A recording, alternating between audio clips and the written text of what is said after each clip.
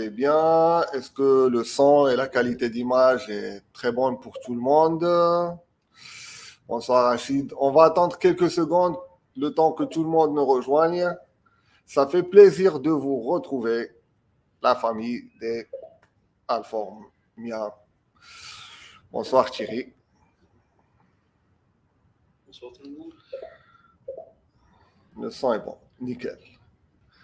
Donc, merci pour votre présence, ça fait plaisir de vous retrouver pour cette nouvelle saison 2021-2022, comme sur FIFA. Alors, aujourd'hui, dans ce webinaire, il y a avec moi notre invité, notre ami Mathieu Swim. Je ne sais pas où il est parti, il peut activer la caméra. Mathieu, c'est un étudiant en BTS Système et Réseau chez Open Classroom. C'est quelqu'un qui est abonné à Alform et qui nous suivait, qui suivait tous les webinaires. Et n'hésitez pas à participer. Donc aujourd'hui, il est présent avec nous. Et ça pourra être le cas pour vous aussi, comme on dit d'habitude. Si quelqu'un a une suggestion ou une idée ou quoi que ce soit, il pourra passer avec le grand plaisir avec nous. Donc là, je vais attendre un petit peu parce que nous avons perdu Mathieu. Mathieu, tu es là? Oui, je suis là, oui. Est-ce que tu peux activer la caméra sur... Il y a tout qui est activé là, non? Non, on ne te voit pas. Il me semble qu'on ne te voit pas. Ah bon? Moi, je me vois sur l'écran. Voilà, si vous arrivez à voir... ouais, il me voit, hein. Voilà. D'accord. Alors, nous allons parler un petit peu des prochains webinaires, vous les présenter, l'objectif. Il y aura probablement un webinaire sur Windows 11, les nouveautés, déploiement, les risques de bypasser, pourquoi il y a tel ou tel équipement. Nous l'avons intégré avec notre outil CMC ISO, qui est un outil français. Optimiser, sécuriser son infra, arrêter les menaces sur AD. Et pourquoi pas, je vois que notre ami Abdelak et Sébastien ne sont pas connectés, blindage de l'Active Directory. L'objectif de ce webinaire, c'est de sensibiliser, non faire une démonstration ou vous faire montrer quelque chose d'attaque, et vulgariser, expliquer des choses qui paraissent floues à tout le monde, grand public. Alors, sans tarder, et d'ailleurs, je peux le répéter, vous pouvez interagir à tout moment, ça fera plaisir. Nous avons l'œil un peu sur le chat. Faille de management. Qu'est-ce que c'est une faille de management? Une faille de management, il ne s'agit pas d'un bug. Il ne s'agit pas d'une faiblesse non plus du système d'exploitation ou un oubli ou une erreur des ingénieurs de Microsoft ou Linux, quoi que ce soit, mais tout simplement un risque ou une vulnérabilité due à laisser aller ou quelque chose qui n'est pas pris en considération, qui nous paraît ordinaire et qu'on va montrer à travers ce webinaire que ça peut être très, très dangereux. À défaut que, par exemple, dans la sécurité informatique, on mandate une entreprise externe qui vient avec leur matos lourd pour faire les tests, installations, etc. On peut voir qu'on peut faire le tour en interne sur des choses de base et prouver est-ce que notre système est sécurisé ou pas. Souvent, on ignore des choses simples et qui peuvent avoir un grand impact plutôt qu'on cherche un peu plus loin. Ça, c'est pour le principe de faille de management.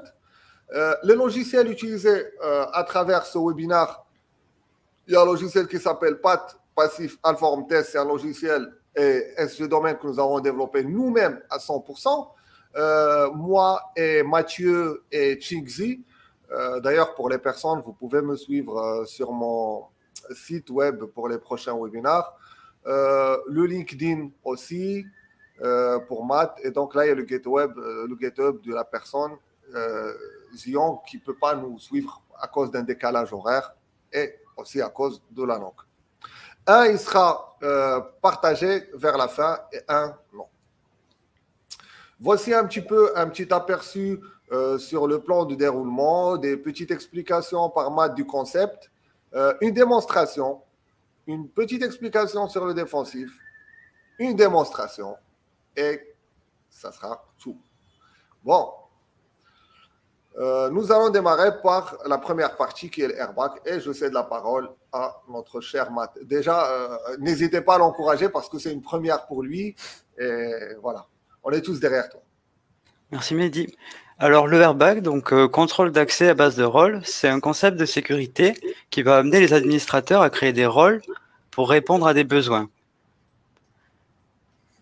Excusez-moi. Un utilisateur peut avoir plusieurs rôles. Donc par exemple, on va assigner un rôle à un développeur web pour lui donner l'accès au site web de l'entreprise pour qu'il puisse continuer son développement. On va donner aux techniciens chargés de déploiement un accès sur WDS et MDT. Exactement. Donc voilà pour les exemples. Exactement. Pour résumer, donc ce sont des rôles créés parfois à la demande afin de mieux gérer les permissions. On continue avec ce principe-là. Donc JEA, donc Just Enough Administration, c'est une technologie qui est proposée par Microsoft pour restreindre l'utilisation des commandes PowerShell. Donc ça sert pour que tout le monde puisse travailler, mais toujours avec les permissions minimales requises pour qu'ils puissent travailler. Et ça permet aussi du coup d'auditer, donc c'est un plus pour la sécurité. Exactement, donc ça présente beaucoup d'avantages le GA pour les personnes qui ne connaissent pas. Ça nous permet de limiter, comme vient de dire Matt, ne pas autoriser toutes les commandes de script PowerShell parce que c'est très dangereux. Donc à ce moment-là, on pourra maîtriser et minimiser le risque. Nous arrivons maintenant à ça. Donc la délégation des droits, donc ça consiste à combiner airbag et JEA. Donc c'est pour allier la sécurité et l'efficacité dans la gestion de notre annuaire. Donc par exemple, l'administrateur va avoir tous les droits. Par contre, le helpdesk, il va pouvoir seulement changer le mot de passe des autres, etc. Le manager, lui, va pouvoir créer des nouveaux utilisateurs ou changer les groupes des utilisateurs. Mais par contre, l'utilisateur, le simple utilisateur du domaine, il va juste pouvoir changer ses informations à lui.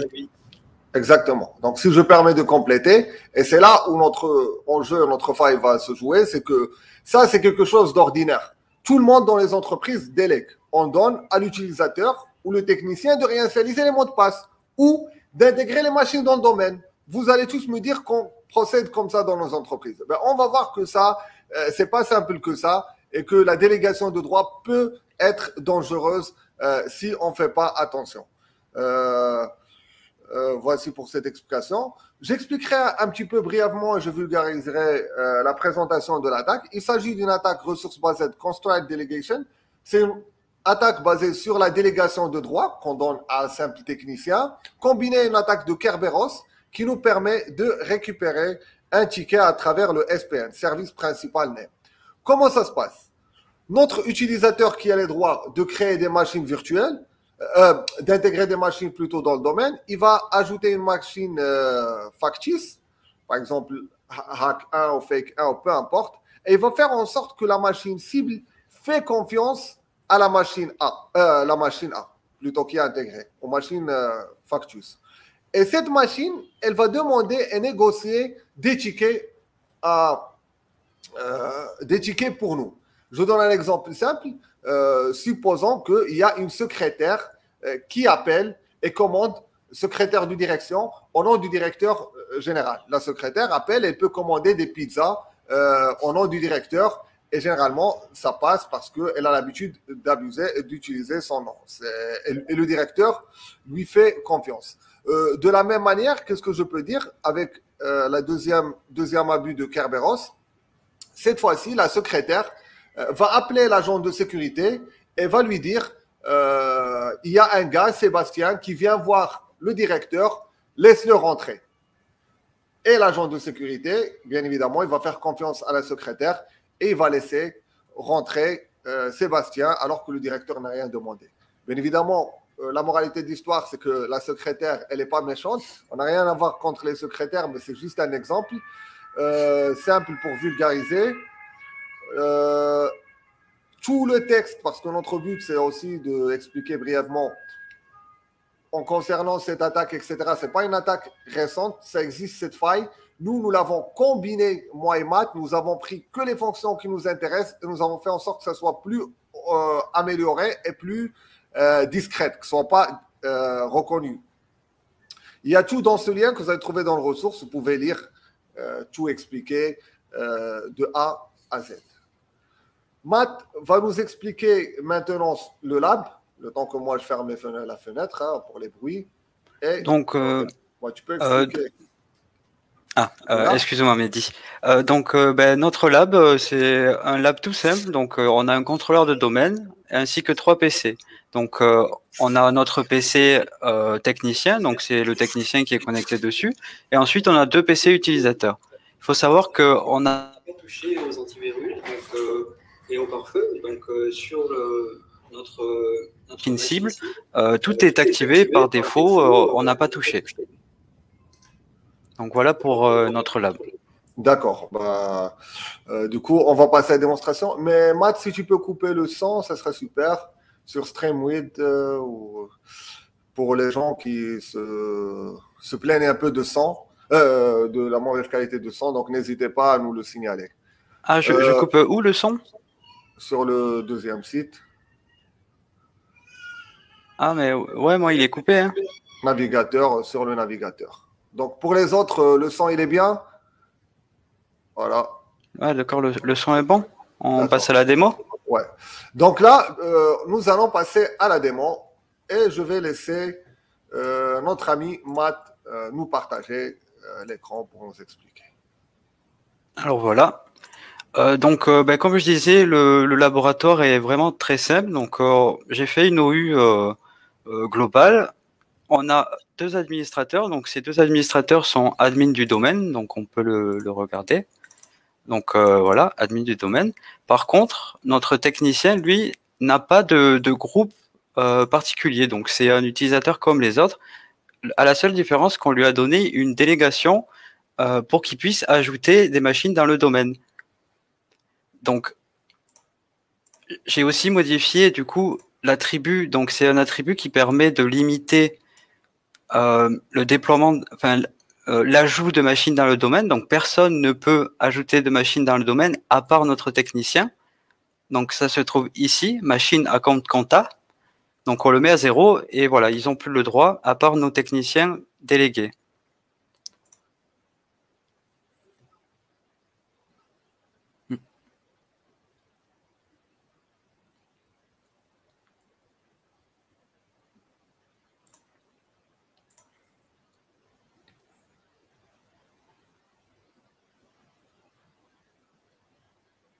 Donc pour les machines, on a 3 machines, donc PC1, PC2, c'est les utilisateurs, et notre PC IT, donc c'est là où est connecté notre technicien, c'est de là que va se passer l'attaque. Et ensuite, on a 2 utilisateurs, donc c'est les utilisateurs, c'est juste des utilisateurs normaux, ils n'ont pas de droit particulier, voilà. Donc voilà pour le serveur. Je vais passer maintenant sur l'ordinateur du technicien. Hop.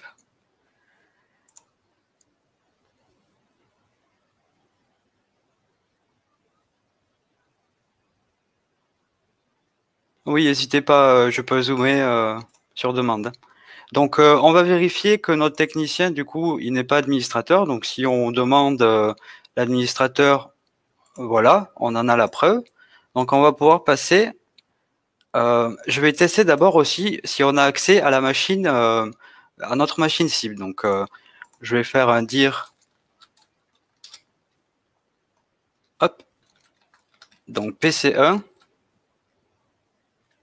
Donc, j'essaye d'accéder au partage administratif. Donc, on n'y a pas le droit. C'est tout à fait normal. Il n'est pas administrateur. Ah oui.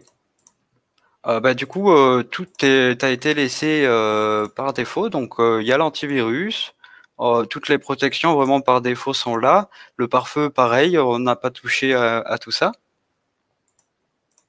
Donc voilà. Donc ça, c'est notre machine cible. Et là, on est sur notre compte technicien de nouveau. Donc, on n'a bien pas le droit d'accéder à cette machine.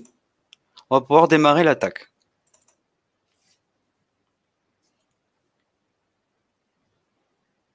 Alors, pour que l'attaque fonctionne, on va avoir besoin de savoir qui on va tenter d'usurper.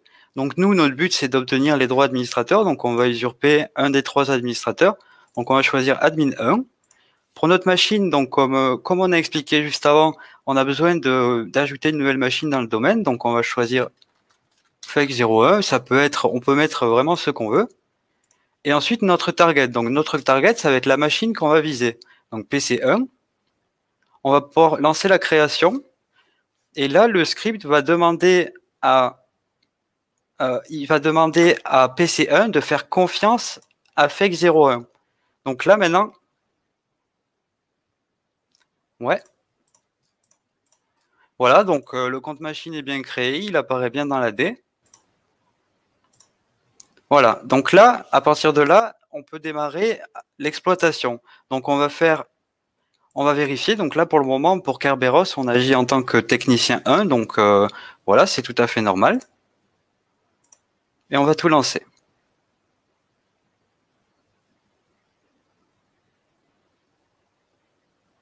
Voilà. Donc maintenant que la phase d'exploitation... ah ouais, mais là, je peux pas zoomer, je suis désolé. Là, c'est pas possible.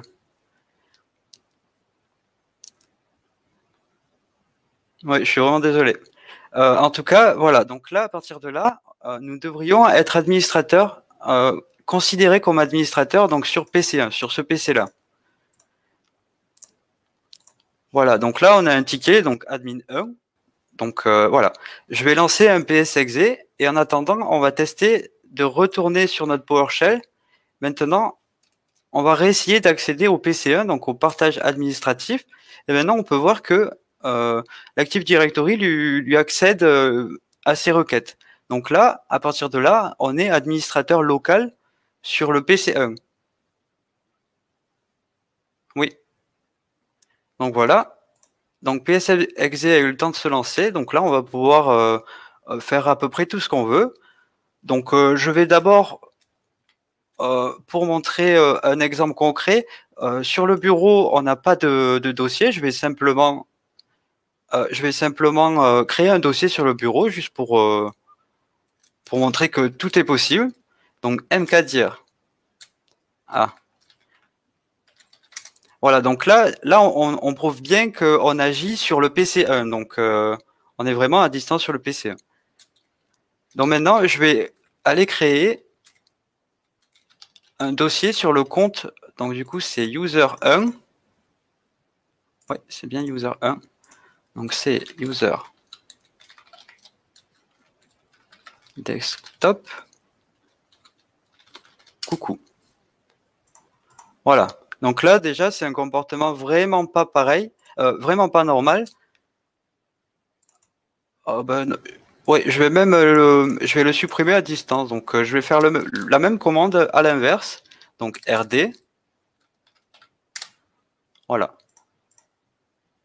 Donc là, vraiment, c'est un comportement pas normal. Donc maintenant, je vais retourner sur PowerShell et je vais essayer d'accéder aux events de sécurité. Seuls les administrateurs, normalement, peuvent y avoir accès. Donc, comme on n'est pas administrateur sur cette machine, ça va nous refuser l'accès. Donc, get event log, log name, security. On va sélectionner juste les 5 dernières entrées, comme ça c'est instantané. Voilà, donc là, demande refusée. Par contre, si je fais ça à distance sur le PC1, on va lancer PowerShell.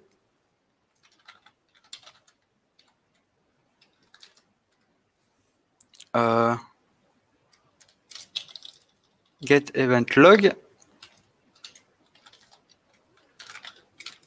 Security. Et encore une fois, on sélectionne les 5 dernières entrées.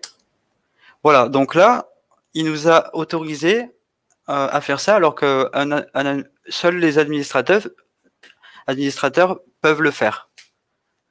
Donc voilà pour la démonstration. Je vais redonner la parole à Mehdi.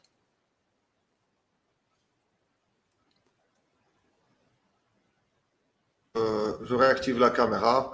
Je te remercie pour cette démonstration. Certes, on n'a pas assez le temps de tout expliquer, mais bon, c'était déjà concret dans vos têtes. On peut retourner à cela dans la partie questions. Et on voit que, bien évidemment, comme on l'a déjà fait, on peut créer des scripts, les lancer au démarrage, on peut remonter, faire un relais, remonter un lecteur serveur au nom de l'admin à travers la machine cible. On peut faire plein de choses. Et ça, c'est quelque chose de négligé dans plusieurs entreprises. Moi, j'ai fait sur une centaine d'entreprises. J'étais surpris que 40%, ça marchait sans se soucier de quoi que ce soit. Un simple technicien prestataire pouvait prendre le contrôle. Sans, comme j'ai dit, sans besoin de caler l'Unix ni de quoi que ce soit. Alors, je continue. Maintenant que nous avons vu la partie offensive, nous allons voir la partie défensif. Ça consiste à quoi? Ça consiste à trouver ou proposer des solutions par rapport à ce petit oubli qui est il peut être très pénalisant. Nous avons la possibilité, parce que le problème, c'est que si j'ai des techniciens et des prestataires, ils pourront ajouter, si je leur délègue les droits, ils pourront ajouter tant qu'ils veulent les machines. Il faudra les auditer en dehors des horaires de travail. Moi, l'admin, si les malades jeudi et vendredi et les techniciens, ils viennent, ils font ce qu'ils veulent, c'est pas normal. Ça va nous coûter beaucoup d'argent de les auditer, ainsi de suite. Deuxième possibilité, c'est de créer un compte de service, GMCA.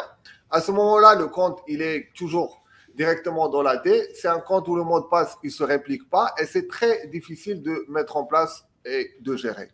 La troisième possibilité, c'est ce que nous avons fait pour vous, c'est l'outil SG Domaine que je vais vous expliquer et qui va régler tous ces problèmes. Est-ce que je l'ai expliqué ici? Oui. Donc, SG Domaine, je vais vous expliquer son historique et je vais d'ailleurs vous expliquer son intérêt. SG Domaine, c'est un outil gratuit fait par moi et Mathieu qui permet d'automatiser l'intégration sans mot de passe, sans délégation, en limitant le nombre des machines et bien évidemment, ça permet de sécuriser, optimiser mon infra. Je vous explique. Il y a un poste sécurisé qu'on va voir dans les prochaines formations. Il y a un compte sécurisé, par exemple l'admin du domaine, un seul compte. Il va créer avec un outil très simple les machines dont il a besoin. On peut les partager ou pas.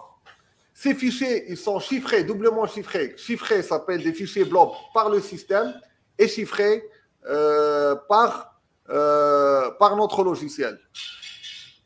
Il y a plusieurs commandes, ils peuvent être utilisés une fois ou deux fois. Donc, je peux les mettre à disposition. Maintenant, quand notre technicien vient et a besoin d'intégrer une machine dans le domaine, il ne pourra que utiliser le fichier. Soit il va faire un copier-coller, il va l'appliquer sur la machine qui n'est pas dans le domaine et la machine elle sera renommée, mise dans la bonne OU et dans le domaine sans mot de passe, ou je peux partager le dossier en lecture seule et les techniciens pourront appliquer le fichier à distance. Bien évidemment, je peux auditer. L'avantage, c'est que si je crée 6 fichiers pour 6 machines, je suis sûr que les techniciens ils pourront intégrer que 6 machines, pas plus, contrairement à ce qui se passe dans les entreprises. Donc, ça me permet de maîtriser. Si je veux que les machines soient dans une OU, les fichiers vont le mettre dans les OU et le renommer comme je le souhaite.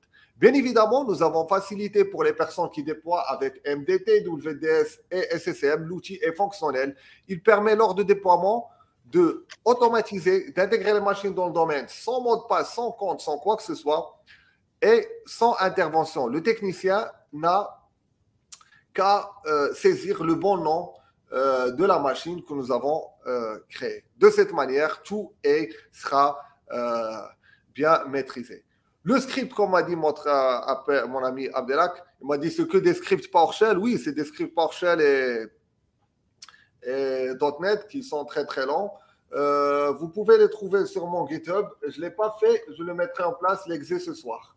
Je tiens à remercier François Xavier, qui est Laser Admin, si vous l'avez déjà connu ou pas. Je vais partager avec vous.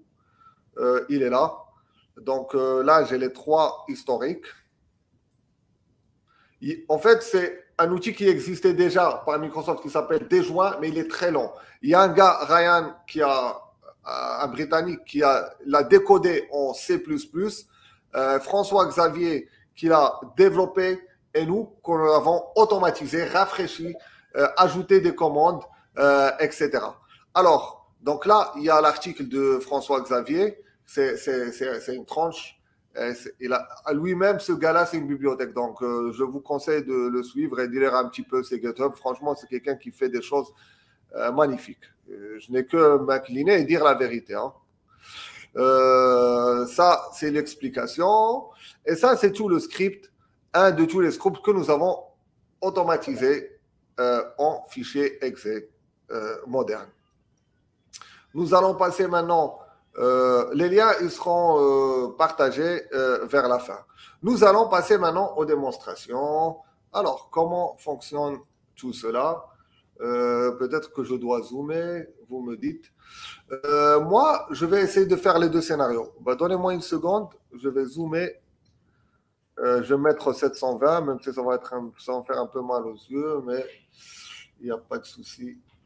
720, ça doit être bon, comme ça.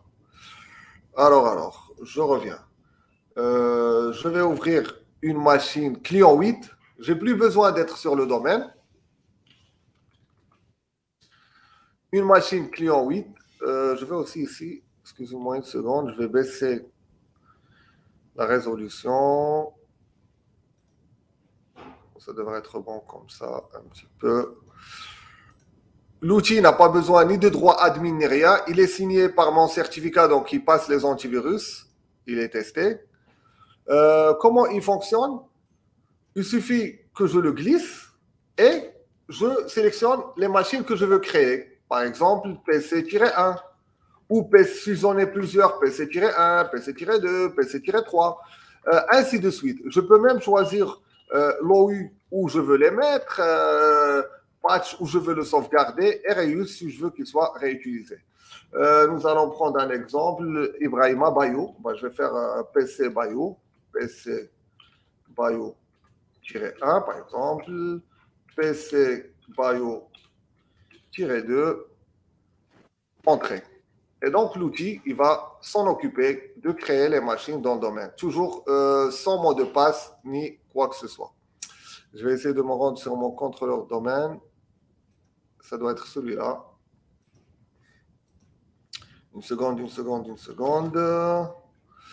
Je vais actualiser ici, parce que je l'ai mis par défaut, et je vais trouver PC Bayou 1, PC Bayou 2. De ce fait, par défaut, il me crée un dossier et il va me mettre ces fichiers. Ce sont des fichiers chiffrés et cryptés. Il faut que le technicien les utilise simplement et les machines seront dans le domaine. C'est à peu près le principe de Bellop. Vous voyez, c'est illisible. Et comme ça, on peut limiter l'accès. J'ai une machine qui n'est pas dans le domaine. Comme on est un petit peu en avance, puisque nous avons bien travaillé notre script, je vais essayer de faire ça devant vous. Mon logiciel était un peu plus puissant, il ne prend pas la main. Je vais faire un joli copier-coller de ces fichiers. On peut les mettre sur une clé USB ou là on souhaite. Je vais copier ces deux éléments. Je vais glisser ici. PC Bio et ça. Copier. Je vais ouvrir une machine qui n'est pas dans le domaine. Il me semble que c'est celle-là. Je ferme celle-là pour session étendue. Est-ce que là, je peux faire un coller? Est-ce que je peux faire un coller? Normalement, oui. Local user, elle n'est pas dans le domaine. N'hésitez pas à poser les questions. Comme vous savez, Hyper-V, comme j'avais déjà expliqué, c'est un hyperviseur de type 1, donc il est difficile de faire les copier-coller, et tant mieux. Donc ça, je le mettrai de mon côté, et nous allons le copier sur cette machine. Une seconde. Alors, comme j'ai dit, on peut mettre ça sur une clé USB ou peu importe. La machine ne peut être intégrée au domaine qu'une seule fois. Ici, si je viens pour vérifier que la machine n'est pas dans le domaine, d'ailleurs, on l'a vu, je peux faire 7. Non, je peux faire GCI environnement, user domaine desktop. Donc là, je ne suis pas dans le domaine et je vais l'intégrer dans le domaine. Comme nous avons dit, plus de délégation, plus de mots de passe. On n'intègre plus les machines avec les mots de passe. Qu'est-ce qu'il faut faire? Je glisse mon logiciel, je fais add, je glisse mon fichier et j'appuie sur un entrée. La machine va redémarrer et va être renommée toute seule. Pour intégrer une machine domaine, il faut que je sois admin. Sinon, tout le monde peut s'amuser à faire n'importe quoi. Donc, regardez, c'est vraiment très, très simple. Je glisse ça ici. Pourquoi il ne veut pas se glisser? CD user, CD, je suis quel utilisateur? Moi, il fonctionne sur PowerShell ainsi que comment ça s'appelle? Ainsi que commande, mais je voulais vous montrer que la commande, les choses basiques lui intègrent. Donc là, je fais entrer et normalement, un redémarrage, voilà. La machine a été renommée PC Bio et elle est rentrée dans le domaine. Quand je vais redémarrer, ma machine, elle sera bel et bien dans le domaine. Je vais laisser la machine s'intégrer correctement. Je vais fermer ça et je vais vous montrer comment on l'utilise avec MDT. MDT, c'est le même principe.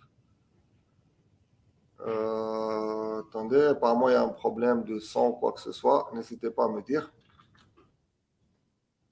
MDT, c'est le même principe. Je vais changer la résolution. Voilà, je suis déjà dans cette résolution. MDT, cette fois-ci, je vais créer mes machines, les provisionner à travers un fichier texte, par exemple. Et ça va s'être automatisé tout seul. J'ai un ami qui a travaillé sur moi sur MDT, il m'a dit que lui, il crée des fichiers sur les bases de données, etc. Nous, on va faire plus simple. Il y en a qui créent des utilisateurs. Moi-même, je les ai fait un compte intégré et ça, c'est très dangereux. Il y en a qui créent un compte pour ça, mais c'est aussi déconseillé. Donc, supposons que j'ai un fichier, commande 1, commande 2, commande 3, toujours avec CMD et sans droit admin, je glisse mon logiciel, espace, je glisse le fichier texte et je veux qu'ils soient enregistrés dans un fichier que j'avais choisi. C'est dans la source du logiciel de déploiement MDT. Ça peut être pour SSM, WDS, etc. Donc, je fais copier et je fais entrer. Cette petite erreur, c'est normal parce que je suis sur Windows Server 2012. Et donc, il y avait manqué des bibliothèques, mais ça n'impacte en rien le fonctionnement. Et là, je suis sur PowerShell version 3, c'est pour ça. Je ne l'ai pas mis à jour le serveur. Mais regardez, là, il y a commande 1 qui va se créer, commande 2, commande 3, commande 4, etc. Nous pouvons vérifier cela sur la T. Donc, il faut que l'admin ou quoi que ce soit, juste, il génère à partir d'un fichier les machines qu'il veut. Les machines se provisionneront automatiquement. Et qu'est-ce qui va se passer pour l'intégrer? Donc voilà, tout est correct. D'ailleurs, je vais mettre une vidéo, comment on fait ça. Comment ça s'appelle? Comment on fait ça à travers, là je pense la machine commande 3 et 4, je les ai supprimés, mais ça existait. Comment on fait ça comment on fait ça en vidéo? Juste après, je mettrai ça, tutoriel complet pour les gens qui veulent MDT, SSM, utiliser notre méthode. Il suffit par la suite de créer une application, SG domaine, comme ça, qui va, à Dead Computer, qui va pointer vers le dossier partagé qui contient les fichiers, l'ajouter dans la task d'installation vers la fin, et les machines rentreront dans le domaine, que ce soit sur une clé USB ou quoi que ce soit. Ils n'ont même pas besoin de contacter l'AT. Ça va se faire automatiquement en offline. J'ajoute juste ces tâches, redémarrer, et c'est bon. On touche à ça une seule fois. Donc là, si j'essaie de lancer un déploiement sur une machine, vous montrer comment ça se passe à travers le réseau. J'ai beaucoup de machines. Elles sont où? Elle doit être celle-là, test UEFI.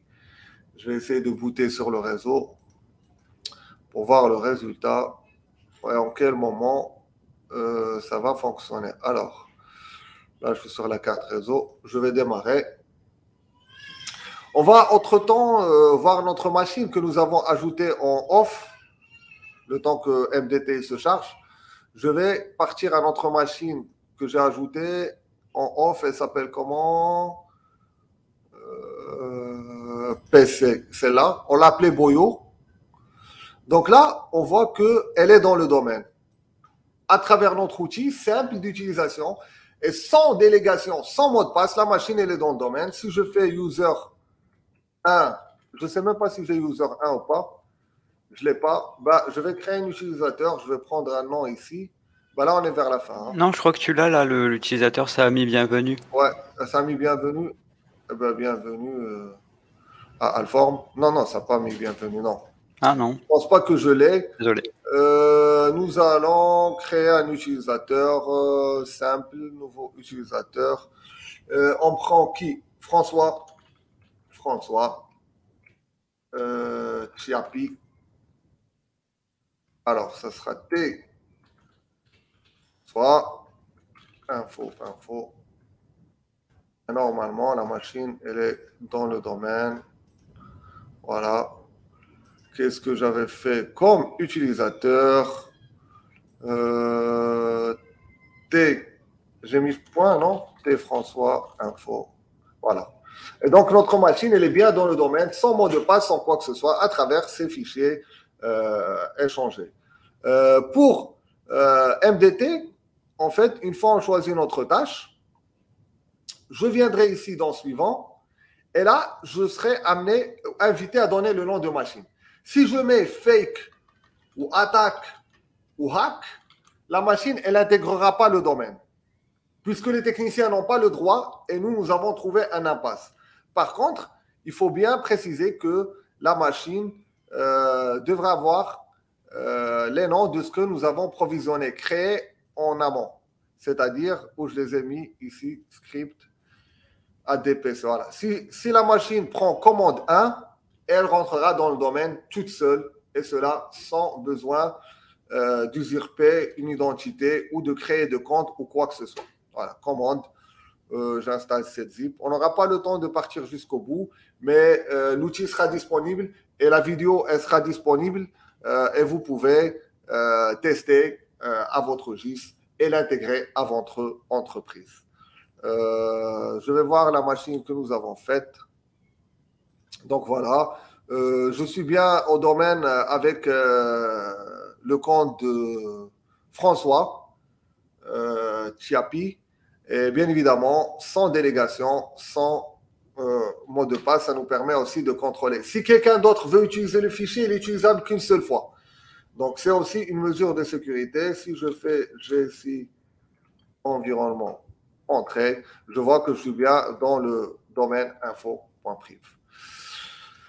Voilà, ça sera tout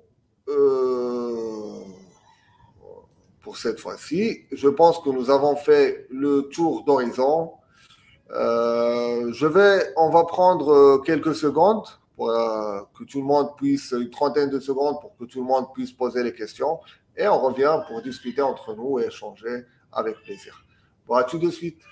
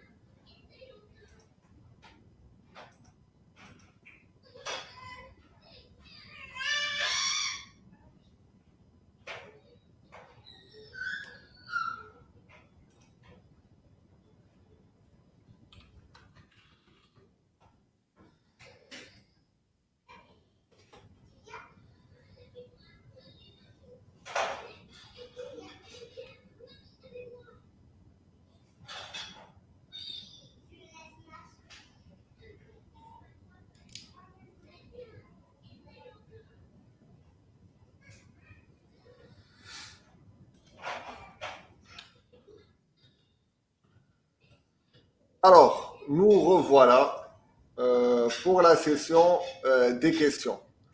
Moi et Matt, je vois que Matt déjà il a répondu à quelques questions. Alors, qu'avons-nous? Si on touche à l'attribut, est-ce qu'on pénalise pas les membres administrateurs bulletins pour l'ajout de machines, de compte machine? Non. L'attribut par défaut add, c'est pour tous les utilisateurs standards. Par contre, les administrateurs du domaine peuvent toujours forcer et ajouter des machines. Autre chose, bien évidemment, il faut que un compte sera délégué et je pense que à travers le pas ou à travers des machines sécurisées, on peut ajouter. Moi, j'ai le petit qui fait un peu de bruit, donc vous me dites si c'est voilà. Voilà, donc pour cette question, c'est juste l'attribut générique pour tout le monde et c'est pas le compte bulletin.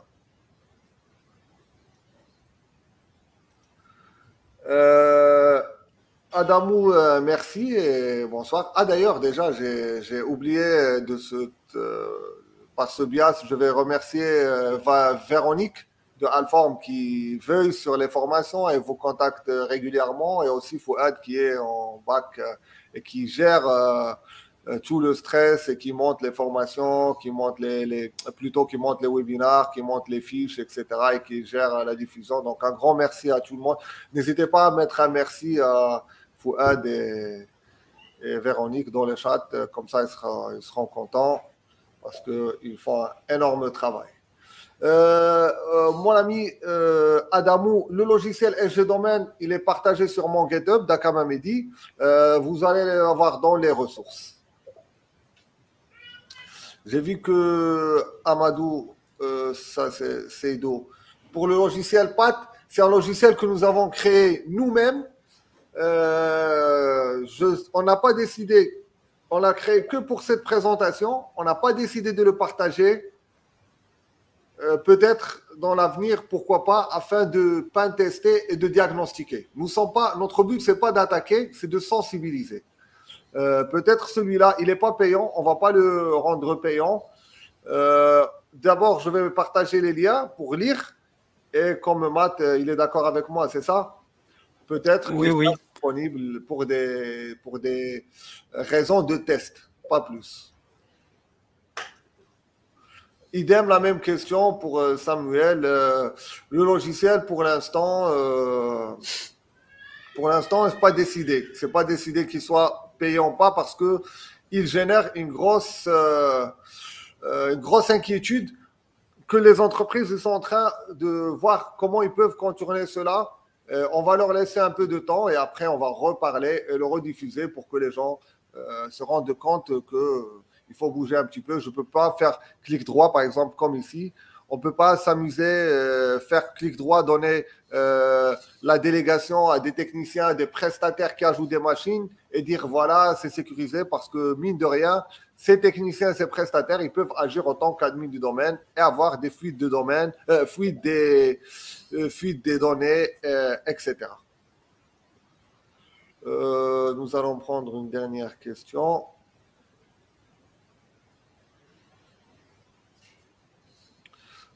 Il y a des questions qui tombent. Comme nous avons expliqué, Samuel, notre logiciel SG Domain, en mode offline, c'est la méthode la plus sophistiquée aujourd'hui dans le marché. Et je défie n'importe qui. Donc, on a échangé. C'est une méthode qui consiste à intégrer des machines sans mot de passe. C'est une des plus sécurisées. Nous avons fait une démonstration pour vous et je vais partager des vidéos comment l'utiliser.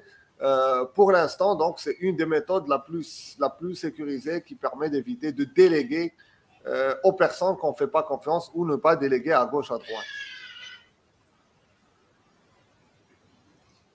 Nous avons... alors, Asni, bonjour, je suis nouveau sur la pratique d'Active Directory. Est-ce que vous pouvez me dire plus sur le GAE? Le GAE, j'ai partagé nous avons d'ailleurs, je ne l'ai pas encore partagé, une formation chez Alform sur Active Directory 2019 et 2022, déploiement, configuration, mise en place et sécurité. J'ai traité tous les sujets, j'ai expliqué de A à Z le comportement de la D, l'APS, défensive, plein de choses que vous soyez dans une entreprise petite ou grande entreprise. Cette formation, elle est disponible depuis pas longtemps. Je pense qu'on peut la trouver dans le chat. Et donc, j'ai tout expliqué dessus. Et le GAE, je ferai dans le prochain cycle, comme il a expliqué, je reviens rapidement, comme il est un peu en avance. Le GAE consiste à ce que ton technicien, il ne pourra pas exécuter toutes les commandes de PowerShell. Par exemple, set pour changer un mot de passe ou pour gérer les services. Tu peux lui empêcher des commandes comme redémarrer, comme arrêter un service. Je vais lui autoriser que restart service, que redémarrer, pas stop service. C'est ça le principe de GAE. C'est ça, Matt. Oui, c'est ça, oui. Alors, qu'avons-nous aussi? Est-ce que cet outil a été testé par les softs antivirus tiers? Oui.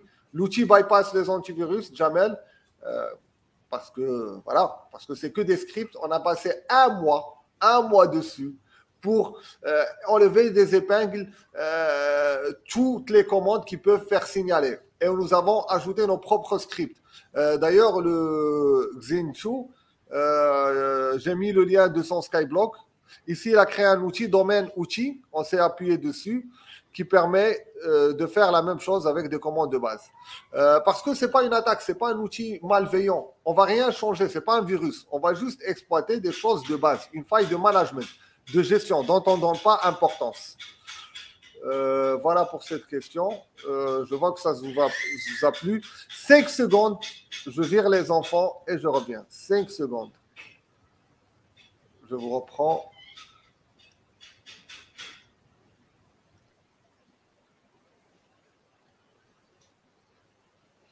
Ah, il me laisse tout seul.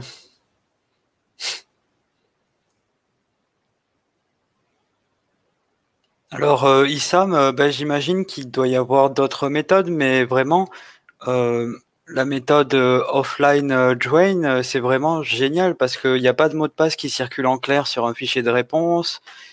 Voilà, c'est une méthode vraiment beaucoup plus sécuritaire, quoi. Exactement, Matt, merci de signaler cela. Et ceci a été par rapport aux demandes des utilisateurs. Issam, donc si je comprends bien, si on n'applique pas ta méthode, il y a un 20 obligatoire. Non, je n'ai pas dit c'est ma méthode. C'est le déjoint, c'est le script de Xavier. À voir. Je n'ai pas dit toutes les entreprises. Si vous avez un administrateur avancé ou des personnes qui ont des logiciels que je citerai par la suite, des connaisseurs, oui. Nous n'avons pas imposé une méthode, nous avons proposé une alternative, mais je ne sais pas, Issam, si tu peux nous dire comment tes techniciens ajoutent les machines dans le domaine. Si tu leur délègues le droit, il y a des grandes chances que cette faille de sécurité peut s'appliquer comme ça s'est fait sur les machines. Ceci est pour but de sensibiliser. Nous imposons aucune méthode, nous proposons une alternative. J'ai mis le code source. Tout le monde peut, à partir du code source, automatiser et faire quelque chose qui ressemble à notre méthode ou qui leur semble plus sécurisé. Et nous sommes là pour le partage. Dans notre domaine administrateur, n'ajoute pas une machine, mais la machine elle-même. Est-ce que ça peut marcher dans ce cas? Domaine administrateur n'ajoute pas. Diara, je n'ai pas compris correctement cette question. Tu peux m'aider, Matt? Moi, je n'arrive pas à comprendre.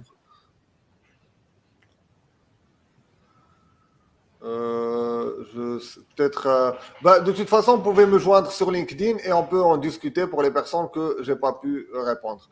Le GA est utilisable aussi dans Azure parce que Azure, il est géré par quoi? Il est géré parfois en local à partir de nos machines. On peut lancer des scripts ou des scripts connectés. Donc, PowerShell gère les machines et les modules sur Azure. D'ailleurs, c'est un module avancé. Et le GA permet en fait, pour vous expliquer le GA, et je vais d'ailleurs mettre une vidéo sur ça.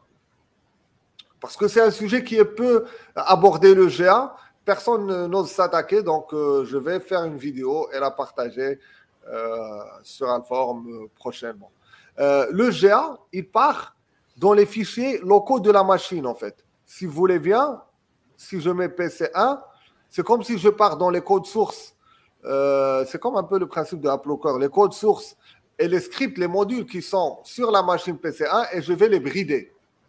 Donc, si j'ajoute un module de Azure ici, je peux brider les commandes que je ne veux pas qu'ils s'appliquent, puisque sur Azure, je vais envoyer les commandes à partir de ma machine. Après, si nous sommes en full Azure, avec son langage, je ne sais pas dans quelle partie, si nous avons une VM sur Azure qui est sous Windows, on peut toujours appliquer le GA. Voilà, je pense que nous avons fait le tour. Tu vois pas d'autres questions? Ah si. Oui, c'est juste Issam. Issam, on pourra continuer en off et échanger. Et s'il y a quelque chose d'intéressant, on le partagera avec les autres.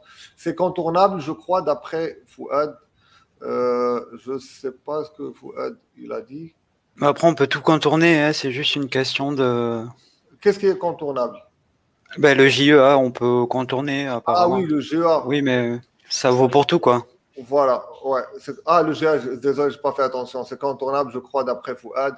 Oui, en fait, le GA, avec le airbag, avec la délégation, avec les audits, vous voyez là, on a pu montrer que, mine de rien, on peut récupérer des droits importants. Mine de rien, on n'a rien téléchargé, ni Kali Linux, ni quoi que ce soit, on a récupéré des droits. Reste à voir d'autres choses plus avancées. Bien sûr que c'est contournable. Mais bon, on essaie de restreindre et de sensibiliser au maximum le service informatique et technique. Donc, merci pour votre interaction et pour votre présence. Ça fait plaisir. J'espère qu'on était à la hauteur. N'hésitez pas à nous proposer des sujets et soyez au rendez-vous pour les prochains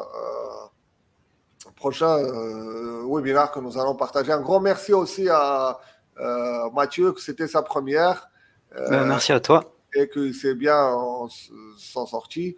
Merci Samuel aussi pour la participation, à Loïc et à toute l'équipe, à Thierry aussi bien sûr. Et à très bientôt. Bonne soirée, portez-vous bien et à très bientôt. Au revoir et merci. Ciao, au revoir. Tout le monde.